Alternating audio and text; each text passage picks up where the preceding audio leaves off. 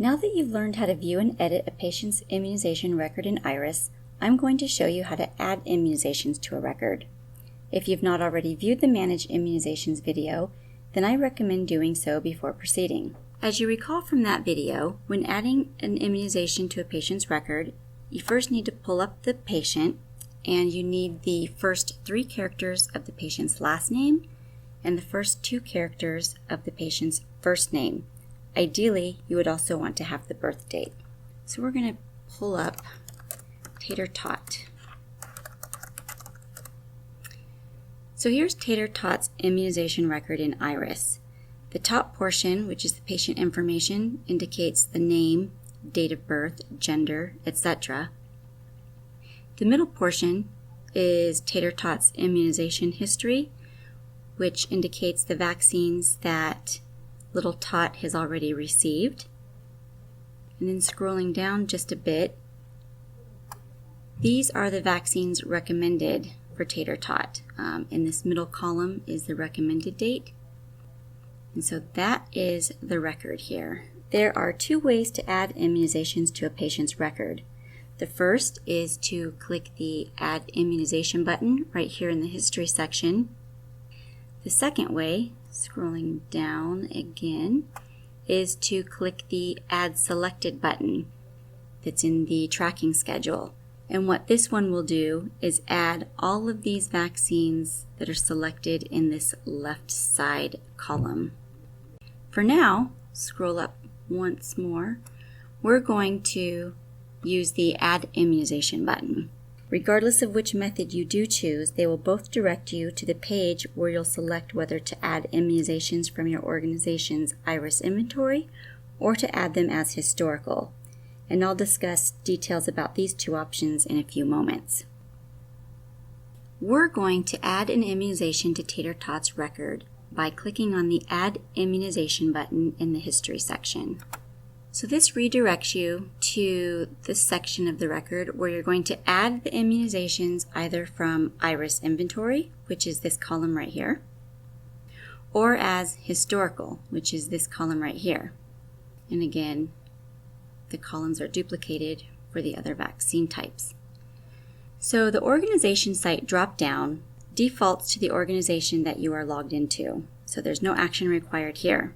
For the ordering authority and administered by fields or drop-down menus, there may or may not be options to select, depending on how your organization utilizes IRIS. If your organization has clinicians in IRIS and staff that administer vaccines, then they will be entered and you will have them to select from these drop-down menus. If not, these fields aren't required again, so no need to worry about populating them.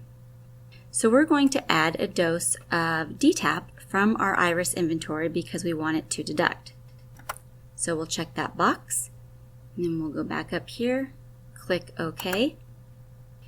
Now we want to say that the date that the vaccine was administered was on September 24th, 2011. So we can delete this date and we can manually type in September 24th, 2011.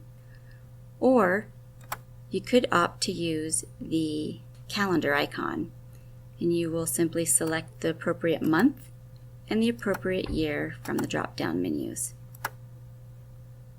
Now because this dose of vaccine or DTaP is going to deduct from IRIS inventory, that's an indication that it's supplied by the Idaho Immunization Program. And as you know, all patients must be screened at every visit when IIP supplied vaccines will be administered.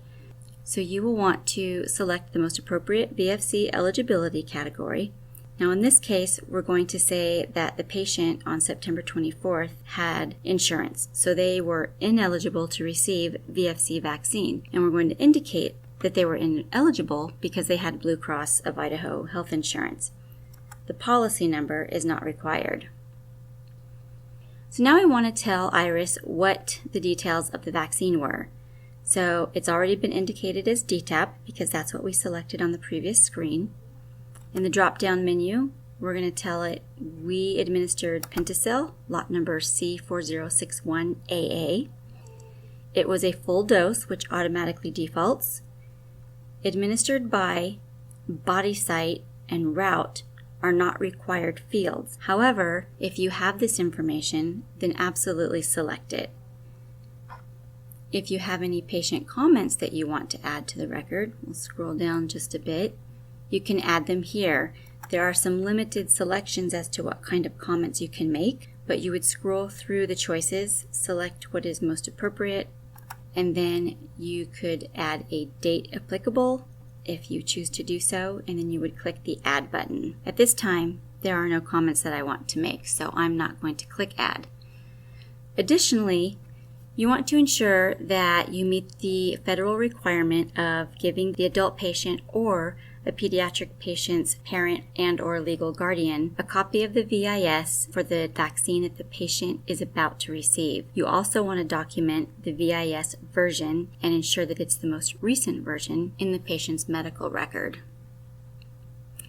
So we've told Iris we've administered Pentacil and all of the other information is not required. Now you want to click the Save button.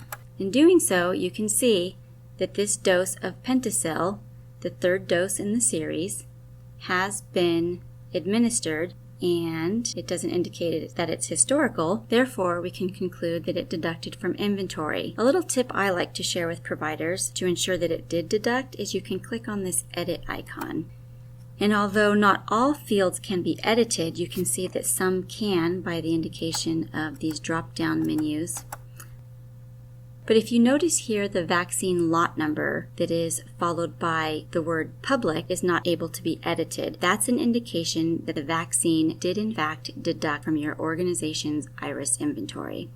So we're going to cancel out of that. And that's how you add an immunization to come out of inventory. Now, if you have an indication that a patient received a vaccine from an organization other than your own, but it's not indicated in IRIS, then you want to add it as historical. So again, we're going to add the immunization. Adding the immunization as historical ensures the patient's IRIS record is up to date, but the vaccine will not deduct from your organization's inventory. Again, your organization site defaults to your own. The ordering authority and administered by are not required. We're going to add another dose of DTaP. However, instead of adding it from IRIS inventory, we're going to go over here to the historical column and we're going to enter that we want one more dose of DTaP. We'll click OK. Now this screen looks a bit different. It shows that we're entering DTaP. We're going to enter the date that it was provided, say June 24th, 2012. The documentation we have supports that it was Pentacil. Now, if the documentation you have doesn't indicate a trade name, that's okay. It's not required. However, if you have the trade name, that's great, and you should enter it because different vaccines have different schedules. If you have the lot number, that's fantastic. Enter that if you have it, but again, if you don't, it's not required. Same goes for the historical organization name and the source of the immunization. Once all of that information is completed, you'll click the Save button. Now you can see here that the vaccine has been added to the patient's record as June 24th. It's the fourth in the series of 5 for Pentacil. And if you go all the way over to the right, you see that it says yes in the historical column, indicating that it did not deduct from your organization's inventory. To verify this, you can again click on the Edit icon. And here you can see where the vaccine lot number field can be edited. So if at a later date you found that the lot number was made available, you could add that information and click Save. But for now, we're going to cancel out. And that is how you enter an immunization to a patient's IRIS record as historical and your organization's inventory has not been adjusted.